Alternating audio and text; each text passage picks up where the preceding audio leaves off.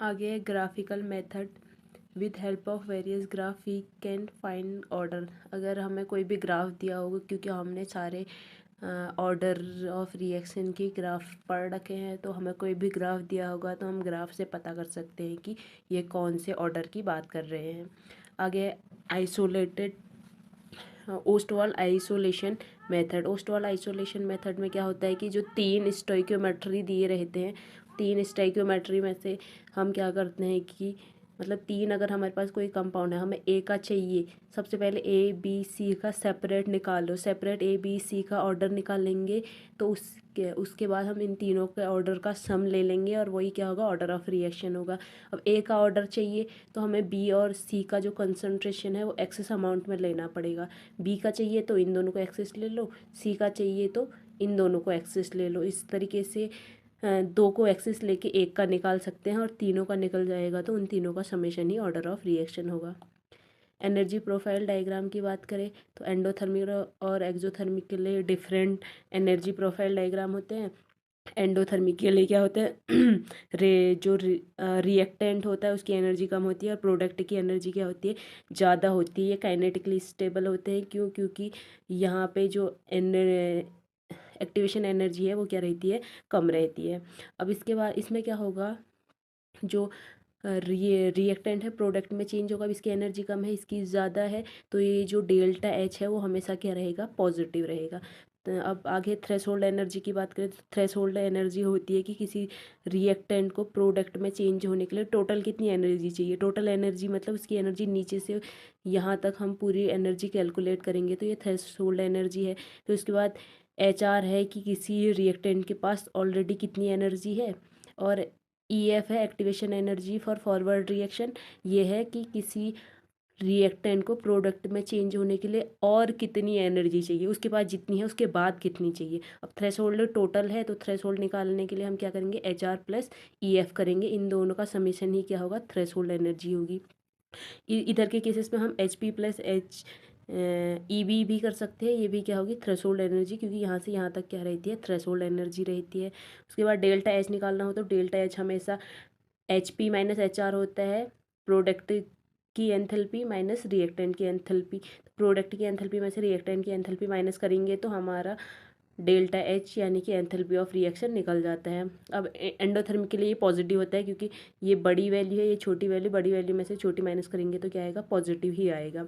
For आगे forward reaction, delta H को इस तरीके से भी निकाल सकते हैं, ये फॉरवर्ड माइनस बैकवर्ड के लिए एक्टिवेशन एनर्जी, इतना जो ये वैल्यू बचेगी यही क्या है, एंथैल्पी ऑफ रिएक्शन।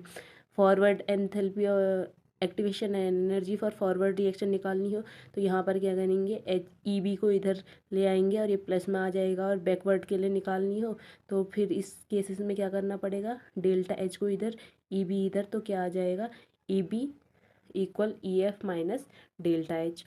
अब यहाँ पर क्या होगा कि जो एक्टिवेशन एनर्जी है वो हमेशा क्या होगी, डेल्टा एच से ज़्यादा होगी। एक्टिवेशन एनर्जी ये है, ये एक्टिवेशन एनर्जी है, ये हमेशा डेल्टा एच से क्या होगी, ज़्यादा होगी। अगर ये प्रोडक्ट यहाँ पर भी पहुँचता है तो डेल्टा एच इतना होगा और एक्टिवेशन एनर्जी ये पूरी है, तो इस केसेस में एक्टिवेशन एनर्जी हमेशा डेल्टा एच से ज़्यादा रहती है।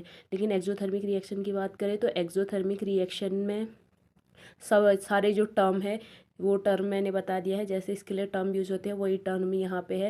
लेकिन यहाँ पर जो डेल्टा एच की वैल्यू होती है नेगेटिव होती है, डेल्टा एच की वैल्यू क्या होगी, नेगेटिव होगी, क्योंकि रिएक्टेंट की एनर्जी ज़्यादा होती है और प्रोडक्ट की एनर्जी यहाँ पे है, प्रोडक्ट की एनर्जी क्या है, बिल्कुल कम है। ऊपर को एनर्जी का ग्राफ है तो प्रोडक्ट की एनर्जी इसमें कम होगी, प्रोडक्ट की एनर्जी कम, रिएक्टेंट की ज़्यादा, कम में से ज़्यादा माइनस करेंगे, आंसर क्या आएगा, नेगेटिव। एक जो रिएक्शन है वो एक्सोथर्मिक होनी चाहिए, एक्सोथर्मिक जो रिएक्शन होती है वो स्टेबल रिएक्शन होती है। और यहाँ पर एक्टिवेशन एनर्जी की बात करें तो एक्टिवेशन एनर्जी डेल्टा एच के इक्वल भी हो सकती है, डेल्टा एच से ज़्यादा भी हो सकती है, और डेल्टा एच से कम भी हो सकती है, तीनों केसेस यहाँ पर आ सकते हैं। आगे आर्हेनियस इक्वेशन की बात करें तो आर्हेनियस इक्वेशन क्या कहता है, देखो Arrhenius equation K equal A E to power minus E upon R T है। इस यहाँ पर जो E minus E upon R T है वो क्या है, एन स्टार अपॉन एन के इक्वल होता है, एन स्टार अपॉन एन है। एन स्टार जो है एक्टिव रिएक्टेंट मॉलिक्यूल है, एक्टिव रिएक्टेंट मॉलिक्यूल मतलब जो प्रोडक्ट में चेंज होंगे, और एन है टोटल रिएक्टेंट मॉलिक्यूल।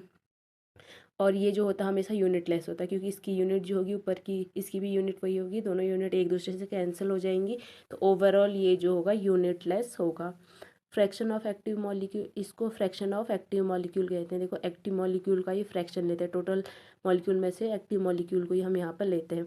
यहाँ पर इस तरीके से इसको दिखाया भी गया है कि दो रिएक्टेंट मॉलिक्यूल है, वो जब कोलाइड करते हैं तो एक अपनी एनर्जी दूसरे को ट्रांसफ़र कर देता है, उसकी एनर्जी क्या हो जाती है, बढ़ जाती है, तो इसको एक्टिव मॉलिक्यूल कहते हैं। यही एक्टिव मॉलिक्यूल एन स्टार है।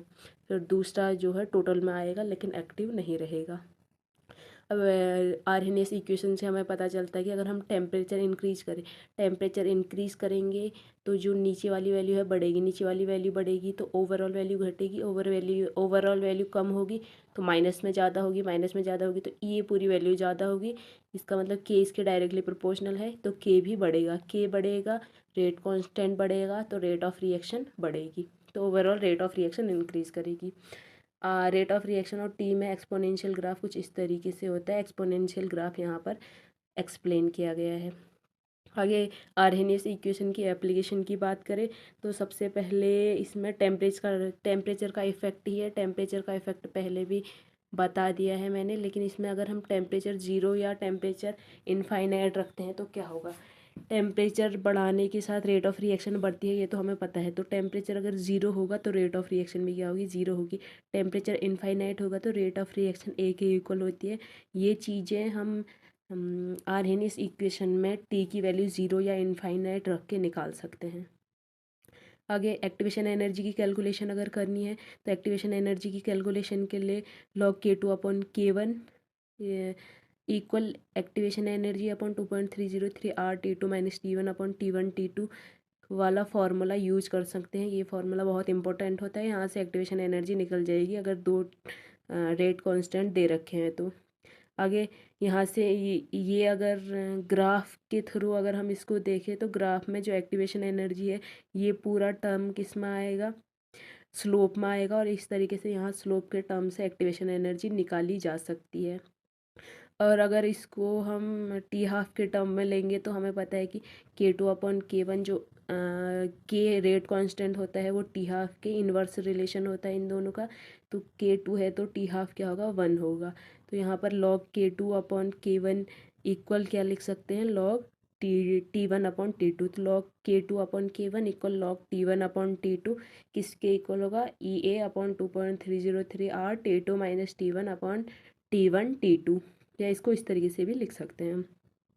आगे बात करें लॉग K2/K1। लॉग K2/K1 यहाँ पर हमने क्या देख लिया कि एक्टिवेशन एनर्जी के डायरेक्ट रिलेशन है, डायरेक्टली प्रोपोर्शनल है। तो एक्टिवेशन एनर्जी कब बढ़ेगी, जब K2 बढ़ेगा, जब तो K2 बढ़ेगा क्योंकि K2 का डायरेक्ट रिलेशन है। K2 बढ़ेगा तो एक्टिवेशन एनर्जी बढ़ेगी, या एक्टिवेशन एनर्जी बढ़ेगी तो K2 बढ़ेगा।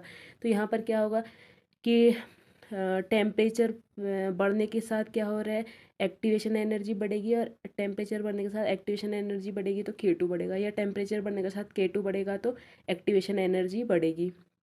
तो यहाँ पर हम आगे देख सकते हैं, इसमें इसके साथ रिलेशन दिखा रहे हैं। आगे इसमें एक्टिवेशन एनर्जी के साथ देखें तो एक्सोथर्मिक रिएक्शन में हमें पता है कि जो बैकवर्ड रिएक्शन की एक्टिवेशन एनर्जी है, ध्यान देना, एक्सोथर्मिक की बात करें तो बैकवर्ड की एक्टिवेशन एनर्जी फॉरवर्ड की एक्टिवेशन एनर्जी से क्या रहती है, ज़्यादा रहती है। तो बैकवर्ड की एक्टिवेशन एनर्जी फॉरवर्ड की एक्टिवेशन एनर्जी से ज़्यादा होगी, तो बैकवर्ड रिलेशन के लिए क्या होगा, K2 बढ़ेगा। तो रिएक्शन देखो, एक्टिवेशन एनर्जी बैकवर्ड की ज़्यादा है तो बैकवर्ड के लिए क्या होगा, मतलब रिएक्शन बैकवर्ड शिफ्ट होगी। एक्टिवेशन एनर्जी बैकवर्ड के लिए जाता है तो बैकवर्ड शिफ्ट होगी, क्योंकि एक्टिवेशन एनर्जी ज़्यादा होती है तो रेट ऑफ रिएक्शन भी ज़्यादा होती है।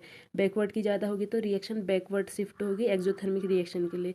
फॉर एंडोथर्मिक के लिए क्या होगी, एक्टिवेशन एनर्जी फॉरवर्ड रिएक्शन की ज़्यादा होती है तो रिएक्शन जो रेट ऑफ रिएक्शन है, रेट की बात करेंगे तो वो फॉरवर्ड रिएक्शन के लिए ज़्यादा होगा, और रिएक्शन कहाँ होगी, फॉरवर्ड को शिफ्ट होगी। यहाँ पर देखो बैकवर्ड शिफ्ट हो रही है और यहाँ पर रिएक्शन फॉरवर्ड शिफ्ट हो रही है। आगे अगर इस तरीके से कहीं पे आता है K=AT⁴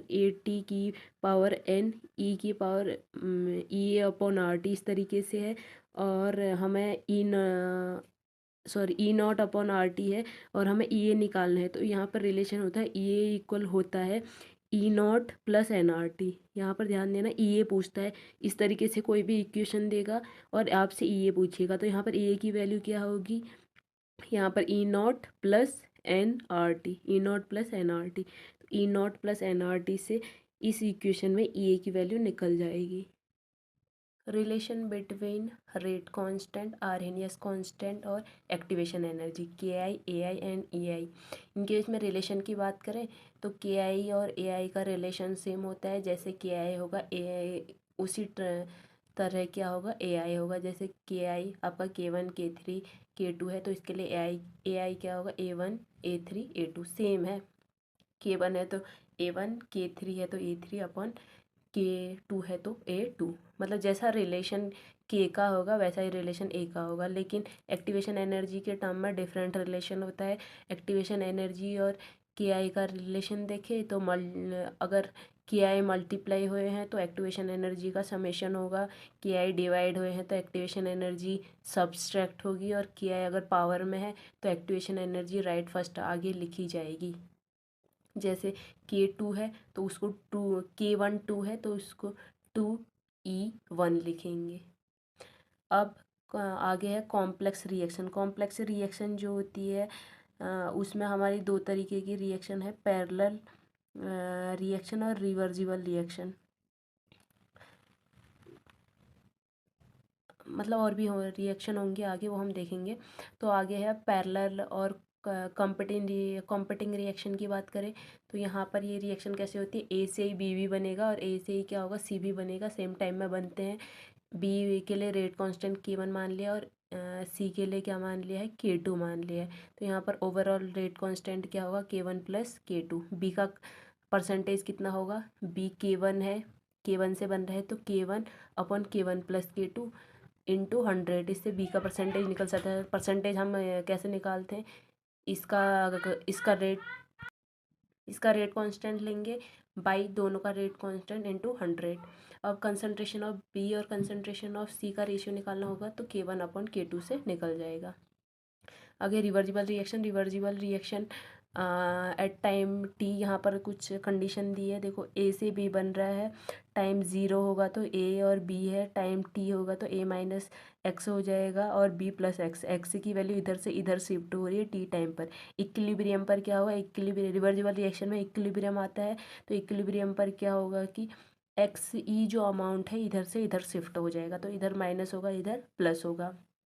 तो यहाँ पर अगर हम रेट निकालें, rate of formation of B निकालें, बी कितना बन रहा है टाइम के साथ, तो वो किस पर डिपेंड करेगा, ए माइनस एक्स और बी। ए माइनस एक्स प्लस में आएगा क्योंकि रिएक्टेंट का है, और बी प्लस एक्स प्रोडक्ट का है तो ये माइनस में आएगा क्योंकि रिएक्टेंट का जो कंसंट्रेशन है उसके डायरेक्टली प्रोपोर्शनल होता है, तो ये प्लस में आता है।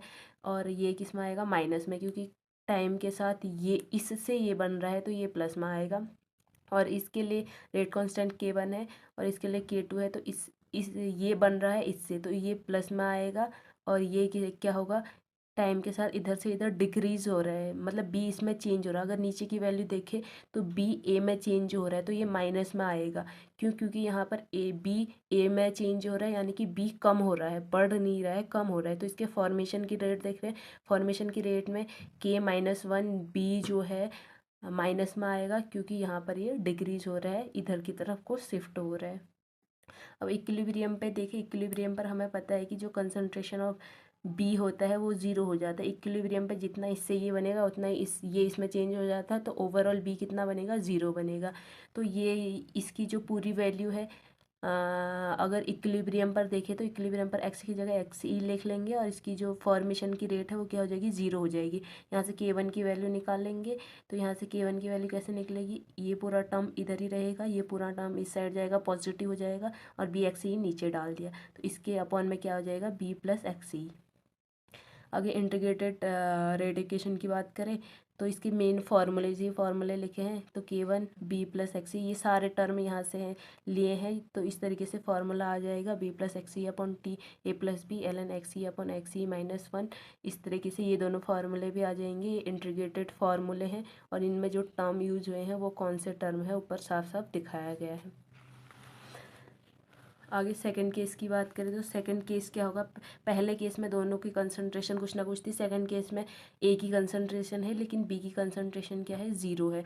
तो बी की कुछ कंसंट्रेशन नहीं है तो यहाँ जो बी वाला टर्म होता है वो ख़त्म हो जाएगा। तो सारे फॉर्मूले ऊपर की तरह सेम होंगे लेकिन यहाँ पर बी टर्म गायब हो जाएगा। जैसे ऊपर एक्स ई, ऊपर बी प्लस एक्स ई था तो बी अब है नहीं तो एक्स ई रहेगा। ऊपर टी ए प्लस बी था तो यहाँ पर बी है नहीं तो टी ए रहेगा सिर्फ। बाकी सारे फॉर्मूले ऊपर की तरह ही होंगे लेकिन बी टर्म क्या हो जाएगा, ख़त्म हो जाएगा क्योंकि बी का कोई इनिशियल अमाउंट में कंसंट्रेशन नहीं है। आगे कंसेक्यूटिव रिएक्शन और सीक्वेंशियल रिएक्शन की बात करें तो कंसेक्यूटिव रिएक्शन और सीक्वेंशियल रिएक्शन क्या होती है, जब ए से बी और बी से सी बनता है, ना कि ये दोनों सेम टाइम में नहीं बन रहे हैं। जब पहले इससे ये बनेगा फिर इससे ये बनेगा तो एक सीक्वेंस में रिएक्शन चल रही है। यहाँ पर पहला केस क्या हो सकता है कि K1 ज़्यादा है K2 से, और दूसरा केस हो सकता है K2 K1 से ज़्यादा है। तो पहला केस डिस्कस करेंगे। फार्मूला क्या होगा, फार्मूले की बात करें तो जो बी का कंसंट्रेशन है K1 A not upon K2 minus K1 e⁻ minus K1 t minus e⁻ वैसे बी मैक्सिमम हम कैसे निकाल सकते हैं, यहाँ पर ए टी कैसे निकलेगा, के कैसे निकलेगा, रेट कांस्टेंट K1, ये जो K1 है वो कैसे निकलेगा, ये फॉर्मूला इसके लिए दिया हुआ है। कंसंट्रेशन ऑफ सी कैसे निकलेगा और टी मैक्सिमम कैसे निकलेगा वो सब कुछ दे रखा है। आगे है केस टू क्या होगा, K2 is greater than K1। तो जब भी K2 K1 से ज़्यादा होता है तो ये केस होता है स्टडी स्टेट अप्रोक्सीमेशन का केस होता है। स्टडी स्टेट अप्रोक्सीमेशन क्या कहता है कि जो इंटरमीडिएट है उसका नेट फॉर्मेशन हमेशा क्या रहेगा, ज़ीरो रहेगा। इंटरमीडिएट का नेट फॉर्मेशन ज़ीरो रहेगा। यहाँ से हम इंटरमीडिएट के कहीं पर इंटरमीडिएट रेट में आ रहा है, रेट ऑफ रिएक्शन निकालने में, तो वहाँ पर हम इंटरमीडिएट को इस फॉर्मूले से या इस मेथड से क्या कर सकते हैं, रिप्लेस कर सकते हैं easily. Kinetic of enzyme catalytic reaction या मैक्लियस मेंटेन मैकेनिज्म भी इसको कहते हैं। सबस्ट्रेट है, एंजाइम की प्रेजेंस में प्रोडक्ट बनाता है और एंजाइम क्या होता है, अनइफेक्टेडली निकल जाता है। यहाँ पर अगर मैकेनिज्म देखें तो सबस्ट्रेट एंजाइम के साथ रिएक्शन करके पहले सबस्ट्रेट एंजाइम बनाता है, उसके बाद सबस्ट्रेट एंजाइम में क्या होता है, एंजाइम सेपरेट हो जाता है और प्रोडक्ट प्लस एंजाइम बन जाते हैं। यहाँ पर रेट क्या होगा, रेट इस पर डिपेंड करेगा। तो K2 तो आएगा, K2 ES आएगा, ES जो है पूरा रिप्लेस होके ये पूरी वैल्यू बनेगी। ओवरऑल रेट क्या आएगा, K2S E naught initial enzyme है upon Km plus S concentration of S। यहाँ पर S क्या है, सबस्ट्रेट है, E नॉट क्या है, इनिशियल इंजाइम है या इनिशियल इंजाइम का अमाउंट आप ले सकते हो। फिर यहाँ पे दो केस बन सकते हैं क्या, एक तो सबस्ट्रेट का कंसंट्रेशन ज़्यादा और दूसरा सबस्ट्रेट का कंसंट्रेशन कम। उस के ज़रिए क्या होंगे, दो फार्मूले बन जाएंगे जहाँ पर एक में सबस्ट्रेट का कंसंट्रेशन ज़्यादा रहेगा, दूसरे में क्या रहेगा, सबस्ट्रेट का कंसंट्रेशन कम रहेगा। एक और चीज़ आगे आती है जो K2 E नॉट होता है वो वी मैक्स के इक्वल होता है। वहाँ पर हम K2 E नॉट को वी मैक्स से क्या कर सकते हैं, रिप्लेस कर सकते हैं, मतलब मैक्सिमम वॉल्यूम आ जाता है यहाँ पे। ये इसका क्या रहेगा, ग्राफ रहेगा। अगर हम आर और एस के बीच में ग्राफ खींचेंगे तो इस तरीके से ग्राफ बनता है। पहले सबस्ट्रेट बढ़ने के साथ साथ रेट ऑफ रिएक्शन बढ़ेगी और एक टाइम के बाद क्या हो जाएगी, constant. Catalytic efficiency of enzyme, enzyme की कैटालिटिक एफिशिएंसी क्या होगी, K2 अपॉन Km। Km क्या है, मैक्लियस मेंटेन कांस्टेंट, जिसकी वैल्यू यहाँ पर लिख रखी है K2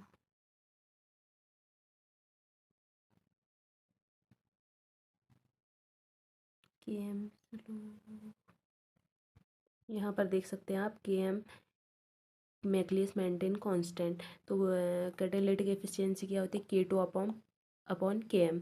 K2 दोनों को E नॉट से मल्टीप्लाई करेंगे तो ये वी मैक्स आ जाएगा। K2 E naught V max K equal Km E naught क्या होगा, एज इट इज़ रहेगा। आगे बात करें टर्नओवर नंबर की, तो जो सबस्ट्रेट इंजाइम होता है जब प्रोडक्ट और इंजाइम में कन्वर्ट होता है तो वहाँ पर जो K2 होता है इसको टर्नओवर नंबर भी कहते हैं। ये टिपिकल नंबर होता है, ये 100 to 1000 हो सकता है। आगे चेन रिएक्शन, फोटोकेमिकल रिएक्शन की अगर बात करें तो चेन रिएक्शन या जो होती है कंटिन्यूसली डिक्रीज, इस तरीके से टाइम के साथ रेट क्या होता है, डिक्रीज होता है chain reaction, normal chain reaction में। और फोटोकेमिकल चेन रिएक्शन की बात करें तो फोटोकेमिकल चेन रिएक्शन में पहले रेट क्या होता है, टाइम के साथ पहले रेट इंक्रीज होता है फिर रेट डिक्रीज होता है। अब जो रिएक्शन है वो कैसे स्टार्ट, जो चेन रिएक्शन होती है कैसे स्टार्ट होती है, रेडिकल वाइज। तो यहाँ पर रेडिकल इनिशिएटर होता है। रेडिकल इनिशिएटर जो होता है फोटोकेमिकल चेन रिएक्शन में क्या होगा, फोटोन होगा, और थर्मल रिएक्शन में हीट होगी। दोनों ही क्या करेंगे, रेडिकल का फॉर्मेशन करेंगे। इस तरीके से हम यहाँ पे क्या कर सकते हैं, इनका रेट निकाल सकते हैं। और एक और चीज़ है यहाँ पे, जो एक रिएक्टेंट है वो एक फोटोन को ऑब्जर्व करके प्रोडक्ट में चेंज होता है। एक्टिवेशन एनर्जी और एंथैल्पी चेंज के बीच रिलेशन की बात करें तो बायोमोलिकुलर रिएक्शन के लिए activation energy equal delta H plus 2 RD, और यूनिमोलिकुलर रिएक्शन के लिए एक्टिवेशन एनर्जी होता है डेल्टा एच प्लस RD। क्योंकि बायोमोलिकुलर है इसलिए 2 आ जाता है, और यूनिमोलिकुलर के लिए क्या रहेगा, 1 ही रहेगा। Activation energy equal delta H plus RD। अब आगे theories of rate of reaction, rate of reaction की थ्योरीज की बात करें तो सबसे पहले आता है कॉलिजन थ्योरी। कॉलिजन थ्योरी के अकॉर्डिंग क्या होता है कि जो के है rate constant, sigma A B square 8 π RT upon mu the power half, और E the power minus E A upon RT होता है। यहाँ पर सिग्मा ए बी जो है डायमीटर होगा। डायमीटर किसका होगा, जो ए और बी है, ए और बी दो अलग अलग क्या होंगे, मॉलिक्यूल होंगे। जब मिलेंगे तो इनके बीच का क्या रहेगा, ये डायामीटर रहेगा। आर क्या होगा, gas constant, T temperature, mu reduced mass होता है। और यहाँ पर अगर ई ए की बात करें तो activation energy, gas constant, temperature. We अगर के मैक्सिमम निकालना है तो के मैक्सिमम हमारा यही सेम फार्मूला रहता है। और के ऑब्जर्व अगर हमें निकालना है तो के ऑब्जर्व में ये जो आगे का टर्म है इसको B2 रिप्लेस कर देता है। यहाँ पर बी जो होता है इम्पैक्ट पैरामीटर होता है, या इसको हम कोलाइडिंग पैरामीटर या एक्सपेरिमेंटल टर्म भी कहते हैं। ये ऑब्जर्व की वैल्यू है। आगे modify collision theory. Collision theory को आगे मॉडिफाई किया गया, जिसमें जो कॉलिजन थ्योरी है P Z e⁻⁻e के इक्वल होता है।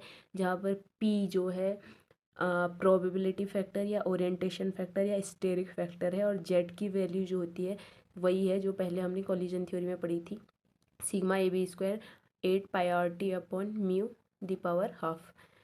आगे ट्रांजिशन स्टेट थ्योरी और एक्टिवेटेड कॉम्प्लेक्स थ्योरी की बात करें तो ट्रांजिशन स्टेट थ्योरी और एक्टिवेटेड कॉम्प्लेक्स में फॉर्मूला जो बनता है K=RT अपॉन NaH एक्सपोनेंशियल में minus delta H star upon RT plus delta S star upon R। ये ध्यान रखना है, यहाँ पर जो डेल्टा एच है एंथैल्पी ऑफ एक्टिवेशन होता है, और डेल्टा एच क्या होता है, एंट्रोपी ऑफ एक्टिवेशन होती है।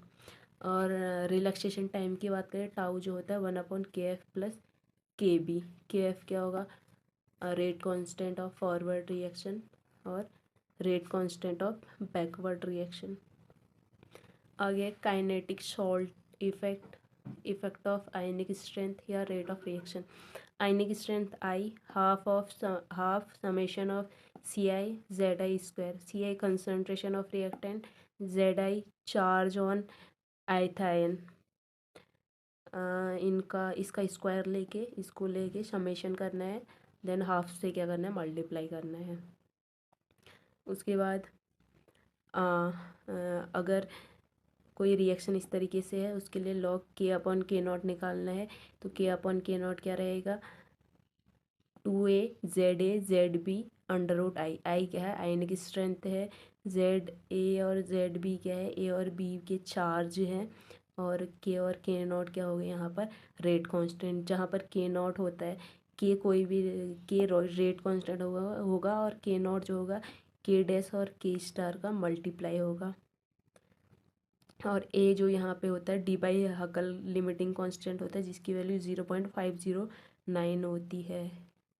टर्नओवर नंबर और टर्नओवर फ्रीक्वेंसी की बात करें तो turnover number product upon catalyst होता है और टर्नओवर फ्रीक्वेंसी होता है turnover number upon time. Turnover number की जगह प्रोडक्ट अपॉन कैटलिस्ट रखे तो turnover frequency equal product upon catalyst into 1 upon time.